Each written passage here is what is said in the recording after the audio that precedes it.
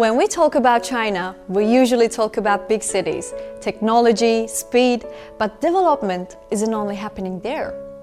Recently, I found myself thinking about something else. I was standing in the mountains of Jining on a rainy day. The fog was low, the streets were quiet, and water was running gently along the stone paths. I didn't understand the symbols painted on the walls. I didn't know the songs yet, but instead of feeling lost, I felt like I had stepped into a mysterious movie. The kind where you don't know the story yet, but you know it's gonna be great. That was where I heard the Sude ethnic group's mountain songs for the first time. I'd like to call them the voice of the phoenix, because the phoenix plays an important role in their culture, carrying stories, memories, identity. A local auntie taught me their welcoming song in her dialect, and without hesitation, she placed her headpiece on my head and asked me to try on her traditional clothing on. It was really cold that day, but standing there, what I felt wasn't the coldness, it was warmth. The kind doesn't rush and doesn't need explanation. What surprised me even more was how put together life felt like there. Clean streets, convenient transportation, a quiet but steady rhythm. Local people were especially creative with what they had around them.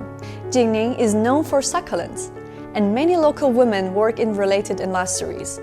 With smiles, they told me that succulents aren't only for decoration. They can also be turned into dishes, cakes, even ice cream. At that moment, I was thinking that people weren't just preserving traditions, they were living them and adapting them. Later, I went from the mountains to the sea, to Nanji Island.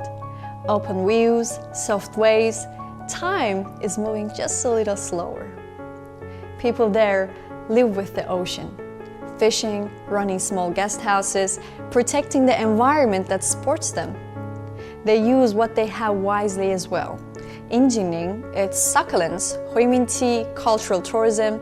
On Nanji Island, it's fishing. It's their yellow croaker and island tourism. Different places, different resources, but with the same confidence building a life with their own hands. Mountains and sea are very different. The weather, the food, the pace of life, but something stays the same.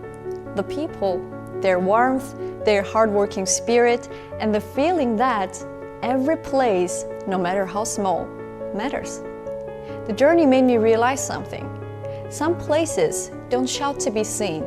They don't rush to explain themselves.